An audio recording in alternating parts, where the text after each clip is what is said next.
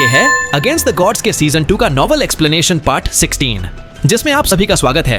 पिछले एपिसोड के last scene में देखा था कि युन चंघाई युनछे से कहता है, अगर तुम्हारे पास काफी पावर हो तो सिर्फ एक छोटी वर्ल्ड क्या, तुम इन्फिनिट मिस्टीरियस स्पेस में भी ट्रैवल कर सकते हो। चाहे वो छोटी वर्ल्ड हो, बड़ी वर्ल्ड हो या कोई मिस्टीरियस स्टार वर्ल्ड, तुम वहां आराम से जा सकते हो। अगर तुम्हारे रीजंस वाकई में उतने इंपॉर्टेंट हैं तो बस स्ट्रांग बनो। लाइफ दुनिया की होती है और दुनिया सिर्फ स्ट्रांग लोगों की होती है। अब आगे। ठंड का मौसम धीरे धीरे चुपके से गुजरता गया और उसकी जगह ले ली गर्मी की हल्की सी लहर ने। साल का एक और दौर खामोशी से बीत गया। फिर से बसंत चली गई और पतझड़ आ गया। पेड़ों के पत्ते पीले पड़कर सूख गए थे। युनचे के गिरने को अब 16 महीने हो चुके थे। हेवनली सोर्ड विला में सोर्ड मैनेजमेंट टेरेस पर लिंगजी को दिखाया जाता है, जो अब 17 साल का हो चुका था। उसके चेहरे से बचपना गायब था। उसकी प्रोफाउंड स्ट्रेंथ कल्टीवेशन अब स्पिरिट प्रोफाउंड रेल्म के 9वें लेवल पर थी, सिर्फ एक कदम दूर पीक से। उसका सोर्ड इंटेंट और सोर्ड माइंड भी लगभग परफेक्शन के करीब था। सेलेस्टियल यांग सोर्ड उसके हाथों में चमक रहा था और जैसे ही वो उसे घुमाता, आसपास की हवा भी हिलने लगती। ऐसे ही स्वॉर्ड प्रैक्टिस करते हुए सुबह हो गई। लिंग जय एक लंबी सांस लेता है और जमीन पर बैठ जाता है। अपने पसीने को पोंछता है और फिर आसमान की तरफ देखते हुए हेवंस पनिशमेंट सोर्ड को घूरता है, जैसे किसी सोच में खो गया हो। काफी देर बाद वो एक गहरी सांस निकालता है और खुद से बोलता है, बॉस, तुमने बिना किसी सेक्ट के इतनी ज्यादा ताकत हासिल की। जरूर तुमने इतनी ज्यादा मेहनत की होगी जो सोचा भी नहीं जा सकता। मैंने सुना है रैंकिंग टूर्नामेंट से पहले तुम वेस्टलैंड ऑफ डेथ जैसे खतरनाक जगह में आधा साल तक रहे थे। साय, रैंकिंग टूर्नामेंट के बाद मैंने सोचा था मैं चुपके से तुमसे मिलने आऊं। चाहे बर्निंग हेवन क्लैन तुम्हारा पीछा करता, मैं तुम्हारे साथ भाग जाता। वो एक्सपीरियंस बड़ी जबरदस्त होती, थ्रिलिंग और एक्साइटिंग। शायद उससे मैं भी एक असली वॉरियर बन जाता। पर यह क्या हुआ, जैसे ही मैंने तुम्हें बॉस कहा, मुझे तुमसे कुछ सीखने का मौका ही नहीं मिला। साय, भगवान भी कभी कभी कितने ना इंसाफ होते हैं। फिर वो ब्लू विंड इंपीरियल सिटी की तरफ देखते हुए प्रिंसेस कांग युए को याद करते हुए उसकी फिक्र करता है। सीन शिफ्ट होता है। Blue Wind Imperial City Moon Embracing Palace को दिखाया जाता है। कांग युए कमल के तालाब के पास खड़ी थी। उसकी आंखें मुरझाते हुए कमल के पत्तों को घूर रही थीं।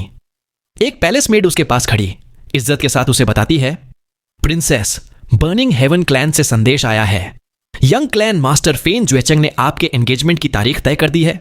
7 दिन बाद सुबह 8 बजे 45 मिनट पर फेन ज्वेचेंग आपको लेने मून एम्ब्रेसिंग पैलेस आएगा। तीसरे राजकुमार ने तैयारी शुरू करने के लिए कह दिया है। इतना कहने के बाद वो मेड चली जाती है। पैलेस मेड के कहने के बाद भी कांग यू के चेहरे पर कोई बदलाव नहीं था। वो धीरे से कहती है, ठीक है, तुम जा सकती हो। रुको, क्या मेरे रॉयल फादर को इस एंगेजमेंट की बात बताई गई है?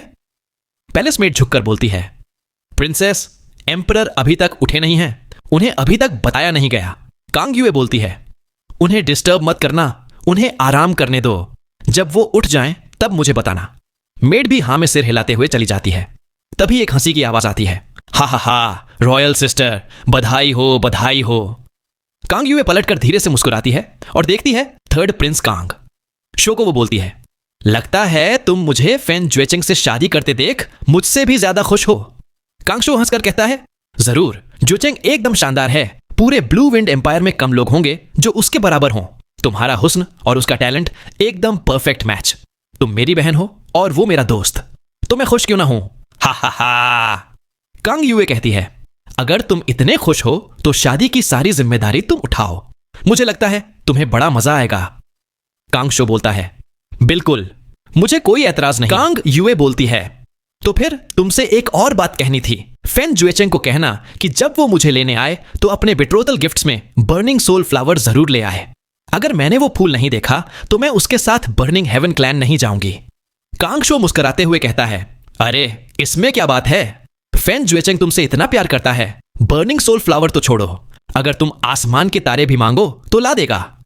कांग युए बोलती है, उम्मीद है तुम्हारी बात सच हो। मैं अब फादर से मिलने जा रही हूं। अगर तुम्हें मून एम्ब्रेसिंग पैलेस इतना ही पसंद है तो थोड़ा और वक्त यहां बिता लो। कांग युए पैलेस से बाहर निकलती है। उसके कदम धीरे हो जाते हैं। वो आसमान की तरफ देखती है, दोनों हाथों से अपना सीना थामती है। उसकी आंखों की ठंडक वापस आ जाती है। वो धीरे से बोलती है, जूनियर ब्रदर युन, मुझे माफ करना।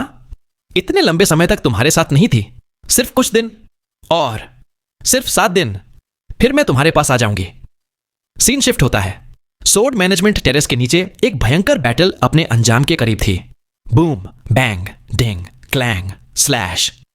हर तरफ सिर्फ धमाके, तलवारों की टकराहट और एक्सप्लोजन की आवाजें थीं। इस सील्ड जगह में हर एक आवाज कान फाड़ देने वाली थी। युनचे अपनी हेवी सोर्ड से बड़े बड़े अटैक्स कर रहा था और हर स्विंग से एक बड़ी प्रोफाउंड एनर्जी स्टॉर्म निकल रही थी। साथ ही सायन प्रोफाउंड हैंडल की शार्पनेस भी कम नहीं थी। उसके अटैक्स युनचे की सोर्ड से कम नहीं थे। 1000 से ज्यादा बार टकराने के बाद युनचे का पूरा शरीर घायल हो चुका था, लेकिन हर बार की टकरार के बाद वो और ज्यादा एग्रेसिव हो जाता, जैसे एक पागल बीस्ट बन गया हो। युन चंघाई तब से यह बैटल देख रहा था। वो बार बार हाँ में हाँ मिला रहा था। उसकी आंखों में सरप्राइज था। इस 16 महीने में युनचे की प्रोफाउंड स्ट्रेंथ कल्टीवेशन तेजी से बढ़ी थी। अभी उसका लेवल अर्थ प्रोफाउंड रेल्म के 6th लेवल पर था। युन चंघाई, जो कई 100 साल जी चुका था, उसका बैटल एक्सपीरियंस जैस्मिन से भी ज्यादा था। जैस्मिन जितनी पावरफुल हो, लेकिन एक्सपीरियंस में वो युन चंघाई के सामने कुछ नहीं थी। युन चंघाई के दिए गए कुछ सिंपल गाइडेंस ने ही युनचे को बहुत कुछ सिखा दिया। शुरुआत में जब प्रोफाउंड हैंडल सिर्फ 10% शक्ति पर था, तब भी युनचे उससे हार जाता था। फिर वो 20, 30, 40 और अब तक वो 60% शक्ति वाले प्रोफाउंड हैंडल से टकरा रहा था। ये 60% शक्ति किसी late stage Sky Profound Realm cultivator के बराबर थी और युनचे उससे टाई कर रहा था। हजारों बार की टकरार के बाद भी वो अभी तक हारा नहीं था। युनचे जोर से चिल्लाता है और हवा में उछलता है और अचानक से उसके 4 आफ्टर इमेजेस एक साथ बन जाते हैं। Star God's Broken Shadow movement technique अब 3rd स्टेज तक पहुंच चुका था, जिसमें 3 आफ्टर इमेज क्रिएट होते थे। ये आफ्टर इमेज इंसानी आंखों ही नहीं, बल्कि प्रोफाउंड हैंडल को भी कंफ्यूज कर देते थे। यही कंफ्यूजन का फायदा उठाकर युनचे आंखें बंद करता है और इविल गॉड आर्ट का तीसरा गेट परगेटरी एक्टिवेट करता है। उसकी आंखों में लाल रोशनी चमकती है और उसकी पूरी एनर्जी एकदम वायलेंट हो जाती है। इसी के साथ युनचे स्काई वुल्फ स्लैश अटैक करता है। एक भयंकर भौंकता हुआ वुल्फ प्रोफाउंड हैंडल को पूरी तरह घेर लेता है। फिर ड्रैगन फोल्ट की तलवार से एक विशाल वुल्फ की इमेज निकलती है और प्रोफाउंड हैंडल पर जोर से गिरती है। प्रोफाउंड हैंडल एक मुरझाए पत्ते की तरह उड़ा जाता है और साइन लाइट बनकर युन चंघाई के हाथ में वापस चला जाता है। क्रैश की आवाज के साथ ड्रैगन फोल्ट जमीन पर गिरती है और युनचे भी पूरी ताकत खत्म होने के बाद नीचे गिरता है। वो बस जोर जोर से सांस ले रहा था, पसीने से भीग गया था। परगेटरी मोड खोलने के बाद उसका शरीर इतना ज्यादा थक गया था कि अब वो एक भी अंग नहीं हिला सकता था। युनचे तभी अपनी स्ट्रेंथ वापस पा सका जब उसने काफी देर आराम किया। वो उठता है और अपने सीने पर हाथ मारकर एक सेटिस्फेक्शन का चेहरा दिखाता है। 60% स्ट्रेंथ पर प्रोफाउंड हैंडल को हरा देना बिना शक एक और बड़ा ब्रेक थ्रू था। डीमन उसको देखता है और अचानक जोर से हंसने लगता है। हा हा हा हा। युनचे इसे देखकर उसका कारण पूछता है। डीमन चिल्लाता है, मैं इसीलिए हंस रहा हूं क्योंकि मैंने दुनिया का सबसे अजीब और उल्टा काम किया है। मैं जो आधा मरा हुआ था, फिर भी 100 साल तक मरना नहीं चाहता था, अब एक जूनियर को खुद मुझे जल्दी मारने की ट्रेनिंग दे रहा हूं। अगर कोई और ये करता तो मैं सोचता कि वो पागल है, और देख मैं खुद ही वो पागल हूं। मुझे इस बात का बिल्कुल भी पछतावा नहीं हो रहा। तू दिन ब दिन ब्रेक थ्रू कर रहा है, मुझे तो खुशी मिल रही है। हा हा हा। क्या सच में मैं पागल हो गया हूं? युनचे हल्की सी मुस्कुराहट के साथ बोलता है, नहीं तू पागल नहीं है। मैं समझ सकता हूं तू ऐसा क्यों कर रहा है। तू बुरा नहीं है, मैं भी नहीं हूं। तू और मैं दोनों वो घटिया लोग नहीं हैं जिनके लिए हम दोनों नफरत रखते हैं। दोनों एक जैसे तकदीर से गुजर रहे हैं, और सबसे मेन बात, मैं वाकई ही तेरे भरोसे के लायक हूं। युनचे की आखिरी बात सुन के युन चंघाई का हंसता हुआ चेहरा एकदम थम जाता है। युनचे बोलता है, जितनी रिस्पेक्ट मैं तेरे लिए महसूस करता हूं, उतनी ही मेरी शुक्रिया भी बढ़ती जा रही है। लेकिन जिस दिन मेरे पास पावर आ गई, मैं तुझे जरूर मार दूंगा, क्योंकि उस दिन मुझे आजादी मिलेगी और तुझे भी मुक्ति मिल जाएगी, और जो काम तूने मुझे सौंपना है मैं पूरी कोशिश करके उसे पूरा भी करूंगा। युन चंघाई का पूरा बदन कांपने लगता है और उसकी नजर युनचे पर एकदम थोड़ी भारी सी हो जाती है। वो धीरे से हाँ में सिर हिलाकर थोड़ा कांपता हुआ बोलता है, अच्छा, बहुत अच्छा, बस यही लफ्ज सुनने का इंतजार था मुझे। मैं मानता हूं तू जो कह रहा है सच बोला तो तू वाकई उसे पूरा करेगा। अच्छा, बहुत अच्छा। युनचे बोलता है, चाहे हमने मास्टर डिसाइपल का कोई फॉर्मल रिश्ता नहीं बनाया, पर इस दौरान तू मेरे लिए आधा मास्टर बन गया है, और मेरे डिसाइपल होने के नाते भी मैं तेरा काम पूरा करूंगा। युन चंघाई फिर से हंसने लगता है उसकी हंसी अब खुशी और सुकून से भरी है। वो बोलता है, हेवेन ने आखिर मुझे भी थोड़ी दया दी और तुझे मेरे पास भेजा। मुझे यहां 100 साल से दबाया जा रहा है और मैं तो पहले ही आधा मर चुका था। हेवेंस पनिशमेंट सोर्ड की suppression, Heaven's Might Soul Sealing Formation का सील, और यह भी प्रोफाउंड स्काई कॉन्टिनेंट में ही है। मैं तो समझ चुका हूं कि मेरा भागना इम्पॉसिबल है। जिंदा रहने से तो सिर्फ मेरे क्लैन वालों के लिए बोझ ही बन जाता।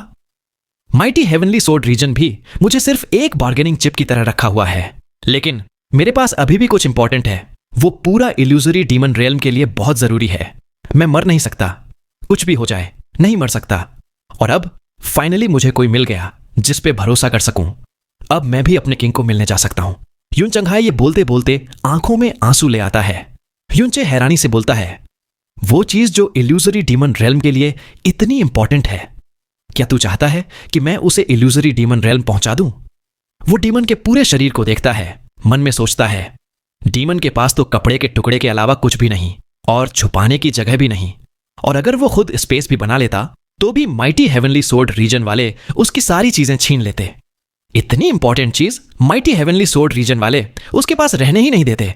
लेकिन वो अभी भी कह रहा है कि वो चीज उसी के पास है। तो आखिर छुपाई कहां है?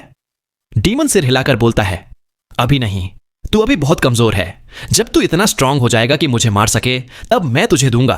तो अगर तू आजादी चाहता है तो चिल कर, काम मत कर। तेरा प्रोग्रेस बहुत तेज है पर अभी भी तू वीक है और इल्यूजरी डीमन रेल्म तक जाने की पावर नहीं रखता है। युनचे हां में सिर हिलाता है, फिर एक बड़ा टुकड़ा ड्रैगन का मांस उठाता है, आधा कर लेता है और हाथ में ही सेकने लगता है। वैसे सीनियर, तू माइटी हेवनली सोर्ड रीजन के हाथ कैसे लग गया? मैंने सुना था तू किसी की साजिश का शिकार हो गया था। डीमन की आंखें तीखी हो जाती हैं, उसकी नजर में गुस्से की झलक चमक जाती है। वो कड़वी हंसी के साथ बोलता है, मुझे प्रोफाउंड स्काई कॉन्टिनेंट के 4 ग्रेट सेक्रेड ग्राउंड्स के बारे में वैसे ही ज्यादा पता है जितना तुम सबको सोच भी नहीं सकते। ये सेक्रेड ग्राउंड्स हमेशा अपने आप को रक्षक के नाम से दिखाते हैं, बाहर से सबको इंप्रेस करते हैं और कहते हैं कि प्रोफाउंड स्काई कॉन्टिनेंट की रक्षा उनकी सबसे बड़ी जिम्मेदारी है। उनके इस फॉल्स आदर्श के अंडर उनको सेक्रेड ग्राउंड का टाइटल मिल गया और इस पूरी कॉन्टिनेंट के सबसे पावरफुल लोग वहां मिलते हैं और जिनके खिलाफ वो रक्षा करते हैं वो हम इल्यूजरी डीमन रेल्म वाले हैं। हा हा हा हा, कितनी बड़ी मजाक है। साइज में तो illusory demon realm profound sky continent से भी बड़ा है। रिसोर्सेज की बात करें तो भी इल्यूजरी डीमन रेल्म आगे है। हमने प्रोफाउंड स्काई कॉन्टिनेंट को बहुत पहले ही देख लिया था पर कभी भी ग्रीड नहीं आई या ऐसी चाहत पैदा नहीं हुई। पर ये सेक्रेड ग्राउंड वाले हमेशा हमें विलन बनाकर प्रोफाउंड स्काई कॉन्टिनेंट को कब्जा करने वाले दिखाते रहे। अपने फायदे के लिए हमारे इल्यूजरी डीमन रेल्म की सबसे बड़ी ट्रेजर चुराने के लिए ये सब बैंडेड बन गए। डीमन एम्परर गायब हो गया उसके बाद, और चाहे मुझे मानना ना भी हो, शायद डीमन एम्परर भी उनकी साजिश का शिकार हो गया है। डीमन एम्परर को ढूंढने के लिए मैं अकेला यहां प्रोफाउंड स्काई कॉन्टिनेंट आया, पर माइटी हेवनली सोर्ड रीजन की Heaven's Might Soul Suppressing Formation में फंस गया। Sword master Xuanyuan Wentian ने मुझे बुरी तरह चोट पहुंचाई और मुझे इस अंधेरों में गिरा दिया। हम इल्यूसोरी डीमन रेल्म वालों का 4 ग्रेट सेक्रेड ग्राउंड्स के साथ बैर इतना गहरा है कि अब एक ही आसमान के नीचे रहना भी बर्दाश्त नहीं है। इसी तरह इन दोनों के बीच काफी देर तक गॉसिप चलती रहती है। फिर युनचे ड्रैगन मांस खाकर जमीन पर बैठकर अपनी प्रोफाउंड एनर्जी रिकवर करता है। अब अगला चैलेंज था 70% स्ट्रेंथ के प्रोफाउंड हैंडल को हराना। युन चंघाई भी आंखें बंद करता है और अपने आप से धीरे धीरे इल्यूजरी डीमन रेल्म के बारे में बड़बड़ाने लगता है। युनचे के कान युन चंघाई के इन बुदबुदाने से भरे रहते हैं, लेकिन वो कुछ खास रिएक्ट नहीं करता क्योंकि ये सब बातें युन चंघाई ने हजारों बार अपने आप से दोहराई थीं। कुछ ही समय में अपनी प्रोफाउंड स्ट्रेंथ जल्दी रिकवर करते हुए युनचे आंखें खोलता है और सामने के गहरे अंधेरे में देखते हुए उसके मन में कुछ चेहरे अपीयर हैं। जिन लोगों की उससे परवाह थी उनमें से सिया किंगयू, चू यूचान, कांग युए, स्या युआनबा, दादाजी और लिटिल आंट भी। फिर युनचे एक ठंडी सांस भरता है और अपने गले की तरफ हाथ ले जाता है, उस चीज को छूने के लिए जो उसके जन्म देने वाले माँ बाप ने उसके लिए छोड़ी थी। जैसे ही उसका हाथ उसकी गर्दन से लगता है वो याद करता है कि उसने उस चीज को तो स्काई पॉइजन पर्ल में रख दिया था जब वो एज्योर क्लाउड कॉन्टिनेंट से आया था, और जिसे देखकर उसे लगा था शायद वो मिरर ऑफ समसारा हो। युनचे स्काई पॉइजन पर्ल से एक छोटी सी नेकलेस निकालता है, हाथ में लेकर उसको देखता रहता है। उसमें डूब जाता है, ये सोचता हुआ कि उसके असल माँ बाप कैसे होंगे, क्या वो अब भी जिंदा होंगे, इस दुनिया में कहीं होंगे या नहीं। दूसरी तरफ युन चंघाई भी अपने बड़बड़ाने में कुछ गुम सा था, लेकिन जैसे ही वो सिर उठाता है उसकी नजर अचानक युनचे के हाथ में पड़े कॉपर कलर के पेंडेंट पर पड़ती है। उस पल उसके जैसे पूरे शरीर में बिजली दौड़ जाती है। उसका पूरा बदन कांप जाता है, दोनों आंखें हैरानी से बड़ी हो जाती हैं। उसके मुंह से बीस्ट जैसे चीखने की आवाज निकलती है, ये तेरे हाथ में क्या है, ये तेरे हाथ में क्या है। युन चंघाई का अचानक से चिल्लाना युनचे को डरा देता है और वो एकदम से उछल जाता है। वो तुरंत पलटा और हैरानी से देखता है कि युन चंघाई का चेहरा पूरा बिगड़ चुका है।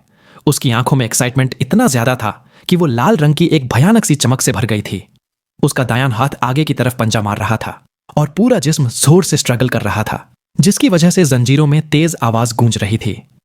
युनचे तुरंत पूछता है, क्या तू इस चीज को पहले देख चुका है? वो बोलते हुए जल्दी से पेंडेंट को उठाता है और युन चंघाई के सामने लेकर जाता है। फिर पेंडेंट को खोलता है और उसके अंदर का एक नॉर्मल सा छोटा मिरर दिखाता है। युन चंघाई की आंखें उस मिरर पर टिकी रहती हैं। दोनों प्यूपल्स कांप जाते हैं, जैसे आंखों से बाहर आ जाएंगे। थोड़ी देर की खामोशी के बाद उसका स्ट्रगल और ज्यादा इंटेंस हो जाता है और वो जोर से चिल्लाता है, ये चीज तुझे कहां से मिली? तेरे पास ये कैसे है? बोल, तेरे पास ये क्यों है? बोल।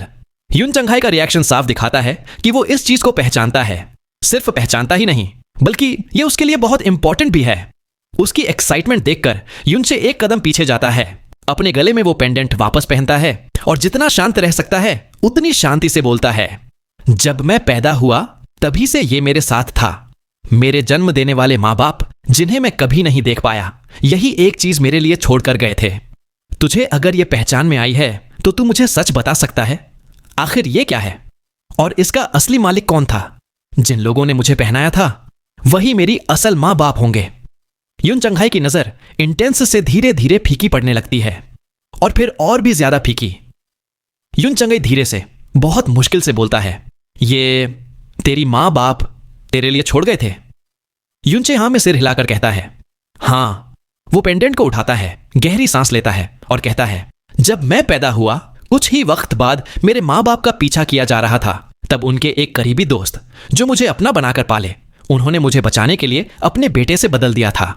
मेरे माँ बाप चले गए और तब से कोई खबर नहीं मिली। सिर्फ ये पेंडेंट मेरे पास था। बचपन से लेकर आज तक मैं इसे हमेशा अपने साथ रखता आया हूं। ये मेरा इकलौता प्रूफ है जिससे मैं अपने माँ बाप को ढूंढ सकता हूं। अगर तू इसे पहचानता है तो क्या तू जानता है किसके द्वारा ये मुझे दिया गया था? मेरे असली माँ बाप कौन हैं? जैसे जैसे वो बोलता है, युन चंघाई की आंखों का एक्सप्रेशन और ज्यादा हिलने लगता है, इतना ज्यादा कि उसकी आंखों में आंसुओं की झलक दिखाई देने लगती है। युन चंघाई का आगे बढ़ा हुआ हाथ हवा में एकदम अकड़ सा जाता है और काफी देर तक हिलता नहीं। शायद ज्यादा एक्साइटमेंट में वो अपने हाथ का कंट्रोल ही भूल गया था। उसकी आंखें युनचे पर टिकती हैं, बिना पलकें झपकाए। जब युनचे बोलना खत्म करता है तब तक युन चंघाई के होंठ हिलते हैं, लेकिन आवाज नहीं निकलती। काफी देर बाद उसकी थरथराती हुई आवाज निकलती है, बच्चे, तू इस साल कितने साल का है? युनचे कहता है, 19। युन चंघाई धीरे धीरे बोलता है, 19। हर बार बोलने के साथ उसकी आंखों का एक्सप्रेशन और कंफ्यूज्ड होता जा रहा था। फिर उसका हवा में अटका हुआ हाथ धीरे से हिलता है और उसकी उंगलियां एक नरम सी जेस्चर में आ जाती हैं। वो बोलता है, तू यहां आ, अपना बायां हाथ दिखा। घबरा मत, मैं तुझे चोट नहीं पहुंचाऊंगा, नहीं कुछ छीनूंगा। अपना बायां हाथ दिखा। युन चंघाई का एक्सप्रेशन इतना अजीब था कि युनचे थोड़ा कंफ्यूज्ड हो जाता है। सिर्फ एक पल के लिए युनचे के कदम रुकते हैं, फिर वो 2 कदम आगे बढ़ता है और अपना बायां हाथ फैला देता है। युन चंघाई दोनों हाथों से युनचे की कलाई पकड़ता है।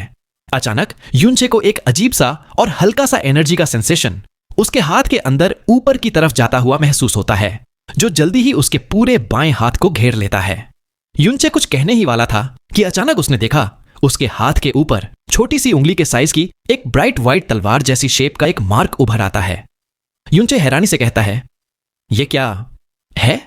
युन चंघाई की आंखों में एकदम आंसुओं की बाढ़ आ जाती है। वो युनचे को देखता है, उस आंखों से जिसमें आंसू छाए हुए हैं। वो नजर युनचे समझ नहीं पाता। उसके होंठों से एक दबी हुई सी आवाज निकलती है, जैसे कोई इमोशन में कंट्रोल खो बैठा हो। ये मेरा युन फैमिली का अनअवेकेंड प्रोफाउंड हैंडल का मार्क है। ये यह साबित करता है कि तू मेरे यून फैमिली का वंशज है, मेरा यून चंघाई का असली पोता। ये आखिरी शब्द युनचे के कान के पास बिजली बन के घूम जाते हैं और उसके दिल में एक तेज झटका पहुंचाते हैं। वो बोलता है, क्या कहा तूने? यून चंघाई चिल्लाता है, ये व्हाइट मार्क प्रोफाउंड हैंडल का इम्प्रिंट यून फैमिली के ब्लड लाइन का सबसे बड़ा सबूत है।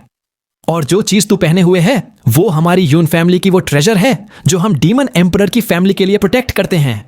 ये हमेशा मेरे पास ही रहता था, कभी भी मेरे शरीर से अलग नहीं हुआ। जब मैं प्रोफाउंड स्काई कॉन्टिनेंट गया था डीमन एम्परर को ढूंढने, तब मैंने ये अपने बेटे को दिया था और उसने ये तुझे दिया। तू मेरा बेटे का बेटा है, मैं तेरा असली दादा हूं। युनचे का मुंह खुल जाता है, उसकी आंखें फट जाती हैं और यह न्यूज उसके ऊपर एक आसमान के गिरने जैसी महसूस होती है। वो हिलकर 2 कदम पीछे जाता है, फिर ब्लैंक माइंड से सिर हिलाने लगता है। नहीं, ये नहीं हो सकता। तू मेरा दादा कैसे हो सकता है? इतना बड़ा कोइंसिडेंस कैसे हो सकता है? ये नहीं हो सकता। युन चंघाई रोकर कहता है, हाँ, इस दुनिया में ऐसे कोइंसिडेंसेस भी होते हैं। उसकी आवाज इतनी भारी हुई थी कि शब्द ना के बराबर समझ आए। तेरे प्रोफाउंड हैंडल का ये निशान और ये पेंडेंट दोनों मिलकर बिना किसी डाउट के साबित करते हैं। तुझे याद है जब मैं तुझे यहां नीचे ले आया था, उस वक्त माइटी हेवनली सोर्ड रीजन का एक जूनियर कह रहा था कि 20 साल पहले मेरा बेटा और उसकी पत्नी मुझे ढूंढने प्रोफाउंड स्काई कॉन्टिनेंट आए थे और वो लोग इस जगह के आसपास पहुंच भी गए थे। उसके बाद उनका पीछा करके उन्हें यहां चेस किया गया था। समय, जगह, हर चीज मिलती है। तू वही वंशज है जो मेरे बेटे ने प्रोफाउंड स्काई कॉन्टिनेंट में रहकर 2-3 सालों के अंदर छोड़ा था। युन चंघाई एक्साइटेड होकर कहता है, अगर तुझे फिर भी यकीन नहीं होता तो हम ब्लड पैटर्निटी टेस्ट कर सकते हैं, जो रिश्तेदारी का सबसे डायरेक्ट, सबसे सॉलिड प्रूफ है, जिसमें कोई झूठ या डाउट नहीं हो सकता। ये कहते ही युन चंघाई अपना दायां हाथ घुमाता है और उसकी उंगलियों के टिप से एक बूंद ताजा खून नीचे गिरती है। ब्लड पैटर्निटी टेस्ट यानी ब्लड रिलेटेशन का सबसे ऑथेंटिक तरीका होता है रिश्ता साबित करने का। सिर्फ 2 बूंदें खून की, अगर दोनों लोग ब्लड रिलेटिव होते हैं तो दोनों बूंदें एकदम पूरी तरह मिल जाती हैं। अगर नहीं होते तो दोनों तुरंत अलग हो जाती हैं। युन चंघाई की उंगलियों से टपकती खून की बूंद देखकर युनचे इतना ज्यादा टेंस हो जाता है कि उसके सांस लेनी मुश्किल हो जाती है। वो अपने दांत कस के अपने आप को शांत करने की कोशिश करता है। बिना कुछ बोले 1 कदम आगे बढ़ता है, अपनी उंगली को आगे करता है, जिसमें प्रोफाउंड स्ट्रेंथ से एक छोटी सी चोट कर देता है। एक लाल बूंद धीरे से निकलती है और नीचे गिरती है, फिर युन चंघाई की बूंद से टकरा जाती है। दोनों बूंदें एक साथ कांपती हैं और तुरंत एकदम से एक हो जाती हैं, बिना किसी गैप, बिना किसी रुकावट के। युनचे के दिमाग में जैसे बिजली सी घूम जाती है। युन चंघाई का पूरा जिस्म कांप जाता है। उसका दिल दर्द और सुख से एक साथ भर जाता है। उसके लिए अब रोए यहां से कुछ समझ नहीं आ रहा था। वो अपने इकलौते छूटने लायक हाथ को हवा में जोर से घुमाता है और फिर एकदम से चिल्लाता है उसी भारी और कांपती आवाज में, आह, मेरा पोता, तू मेरा पोता है, मेरा असली पोता, मेरा खून, मेरा वंशज। वो दोनों बूंदें जो अब पूरी तरह एक हो चुकी थीं, युनचे की आंखों में और उसकी सोल में गहरी छाप छोड़ देती है। वो धीरे से अपना सिर उठाता है, युन चंघाई की तरफ देखता है और धीरे से बेचैनी से बोलता है, तू वाकई मेरा दादा है, मेरा दादा। युन चंघाई चिल्लाता है, हाँ, मैं हूं। वो अपना चेहरा आसमान की तरफ उठाता है, न जाने रो रहा था या हंस रहा था, और जोर से चिल्लाता है, हेवन ने मेरे साथ इंसाफ किया है। उन्होंने मुझे मेरा पोता दिया, सिर्फ दिया नहीं, मेरे पास भेज दिया, और वो भी इतना शानदार, इतना ग्रेट, जिस एक लड़के को मैं कब से एडमायर करता था, वो मेरा असली पोता निकला। हा हा हा हा हा हा हा हा हा। हेवन वाकई मेरे साथ दयालु निकला। अरे रुको, अगर आप लोग चाहते हो कि मैं इस नोवेल को ऐसे ही एक्सप्लेन करता रहूं, तो फिर वीडियो को लाइक करके कमेंट सेक्शन में जरूर बताना ये वीडियो कैसा लगा। साथ ही चैनल को सब्सक्राइब करके बेल आइकन को ऑल पर सेट कर लेना, जिससे जैसे ही मैं आगे के एपिसोड अपलोड करूं, आप तक पहले नोटिफिकेशन आए और आप पहले वीडियोस को देख पाए।